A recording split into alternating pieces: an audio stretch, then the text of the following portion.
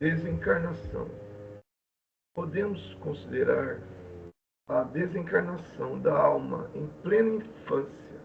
como sendo uma punição das leis divinas. Na maioria das vezes, muitas existências são frustradas no berço, não por simples punição externa da lei divina, mas porque a própria lei divina funciona em todos nós, desde que todos existimos no hausto do Criador. Frequentemente, através do suicídio, integralmente deliberado ou do próprio desregramento, operamos em nossa alma desequilíbrios, quais tempestades ocultas, que desencadeamos por teimosia no campo da natureza íntima. Cargas venenosas, instrumentos perfurantes, projéteis fulminatórios, afogamentos, enforcamentos, quedas calculadas de grande altura e multiformes viciações com que as crianças responsáveis arruinam o próprio corpo ou o aniquilam, impondo-lhe a morte prematura, com plena desaprovação da consciência, determinam processos degenerativos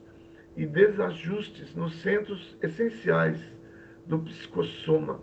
notadamente naqueles que governam o córtex encefálico, as glândulas de secreção interna, a organização emotiva e o sistema hematopoético. Ante o impacto da desencarnação provocada, semelhantes recursos da alma entram em pavoroso colapso, sob traumatismo, para o qual não há termo correlato na diagnose terrestre. Indescritíveis flagelações que vão da inconsciência descontínua à loucura completa, senhoreiam essas mentes torturadas por tempo variável, conforme as atenuantes e agravantes da culpa, induzindo as autoridades superiores a reinterná-las no plano carnal, quais enfermos graves, em celas físicas de breve duração, para que se reabilitem gradativamente com a justa cooperação dos espíritos encarnados, cujos débitos com eles se afinem. Eis porque um golpe suicida no coração, acompanhado pelo remorso,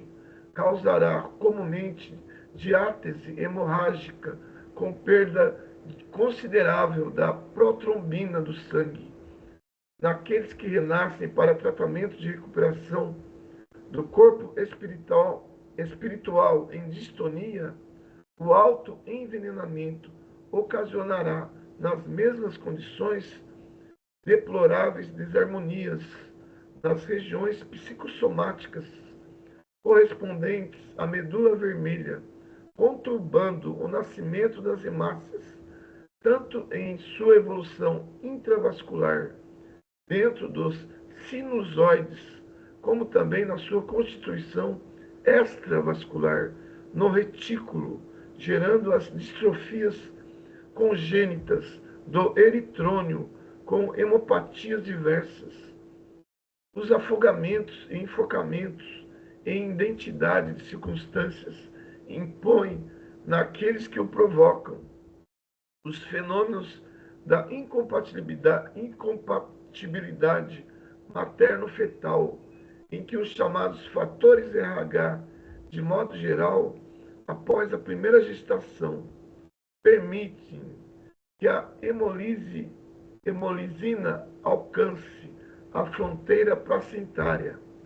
sintonizando-se com a posição mórbida da entidade reencarnante, a se externarem na eritroblastose fetal em suas variadas expressões, e o voluntário esfacelamento do crânio, a queda procurada de grande altura e as viciações do sentimento e do raciocínio estabelecem no veículo espiritual múltiplas ocorrências de arritmia cerebral a se revelarem nos doentes hemacituros através da eclampsia e da tetania dos latentes, da hidrocefalia, da encefalite letárgica, das encefalopatias crônicas, da psicose epilética, da idiotia, do mongolismo e de várias morboses oriundas da insuficiência glandular. Claro está que não relacionamos nessa sucinta apreciação os problemas do suicídio associado ao homicídio, os quais muitas vezes se fazem seguidos em reencarnação posterior do infeliz, por lamentáveis reações com a morte acidental ou violenta na infância, traduzindo estação inevitável no ciclo do resgate. No que tange, porém, as moléstias mencionadas, surgem todas elas nos mais diferentes períodos, crestando a existência do veículo físico, via de regra, desde a vida in útero até os 18 e 20 anos de experiência recomeçante. E como vemos, são doenças secundárias, porquanto a etiologia que lhes é própria reside na estrutura complexa da própria alma. Urge ainda considerar que todos os enfermos dessa espécie são conduzidos a outros enfermos espirituais, os homens e as mulheres que corromperam os próprios centros genésicos pela delinquência emotiva ou pelos crimes reiterados do aborto provocado em existência do pretérito próximo, para que, servindo na condição de atendentes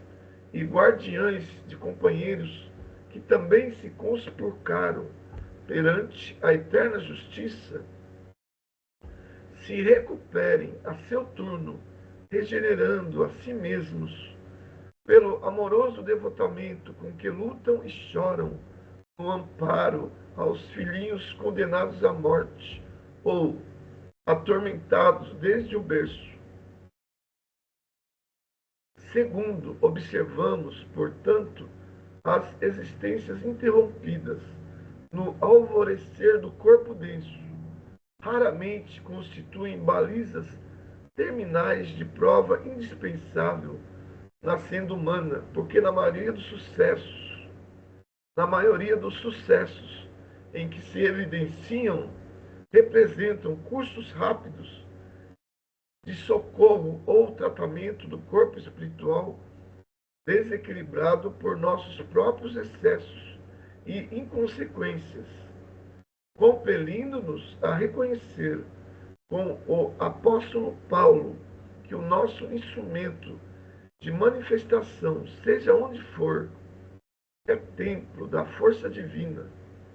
por intermédio do qual, associando corpo e alma, nos cabe a obrigação de aperfeiçoar-nos, aprimorando a vida na exaltação constante a Deus.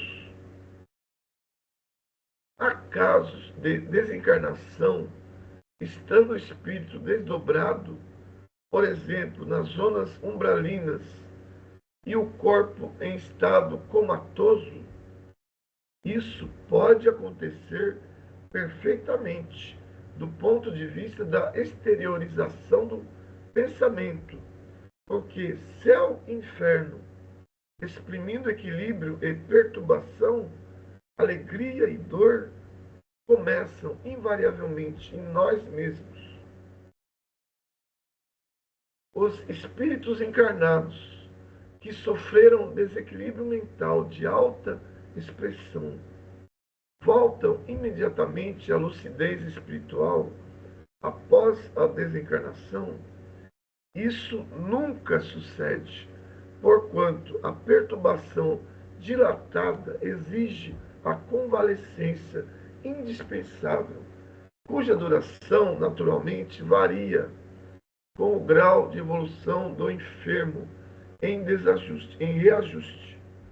Uberaba, 18 de junho de 58.